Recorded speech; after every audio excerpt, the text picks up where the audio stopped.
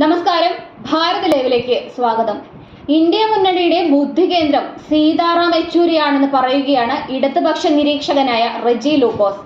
റെജി ലൂക്കോസ് ഫേസ്ബുക്കിൽ പങ്കുവച്ച ഒരു കുറിപ്പിലൂടെയാണ് ഇക്കാര്യത്തെക്കുറിച്ച് പറയുന്നത്. ഇന്ത്യ മുന്നണിയെ യോജിപ്പിച്ച് മുന്നോട്ട് കൊണ്ടുപോകുന്നതിൽ പ്രധാന പങ്ക് വഹിക്കുന്നതും യെച്ചൂരിയാണെന്ന് അദ്ദേഹം സൂചിപ്പിക്കുന്നു. യെച്ചൂരിയുടെ രാഷ്ട്രീയ തന്ത്രങ്ങൾ കാരണം നരേന്ദ്രമോദി അടക്കമുള്ളവർ പരാജയ ഭീതിയിലാണെന്നും റെജി ലൂക്കോസ് വെളിപ്പെടുത്തി. വലിയ രീതിയിലുള്ള പ്രതികരണങ്ങളാണ് റെജി ലൂക്കോസിന്റെ ഫേസ്ബുക്ക് പോസ്റ്റിന് ലഭിച്ചുകൊണ്ടിരിക്കുന്നത്.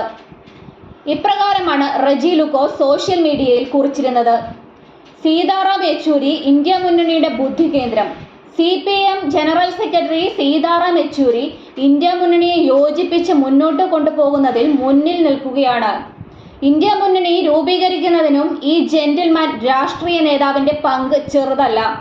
എന്നാൽ നിതീഷ് കുമാർ എന്ന ചതിയൻ കാലുവാരി NDAയ്ക്കൊപ്പം ചേർന്നപ്പോൾ ഇന്ത്യ മുന്നണി തകർന്നു എന്നും BJP ഏകപക്ഷീയ വിജയം നേടുമെന്നും പ്രചരിച്ചു.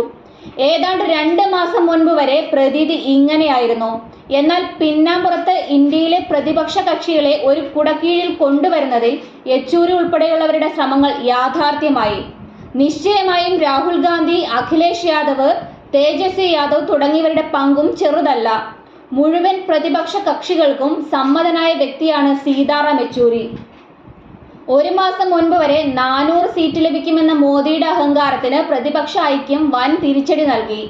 BJP ഭരണം അവസാനിക്കുമെന്ന യാഥാർത്ഥ്യത്തിലേക്ക് രാജ്യത്തെ മാറ്റി ചിന്തിപ്പിക്കാൻ കഴിഞ്ഞതിൽ യെച്ചൂരിയുടെ തന്ത്രങ്ങൾ വലുതാണ്. നിശബ്ദനായി പ്രതിപക്ഷ കക്ഷികളെ ഒന്നിച്ചു നിർത്തി രാജ്യത്തെ ജനാധിപത്യം വീണ്ടെടുക്കാനുള്ള യെച്ചൂരിയുടെയും സംഘത്തിന്റെയും വിജയത്തിലേക്കുള്ള കുതിപ്പ് ചരിത്രപരമായിരിക്കും.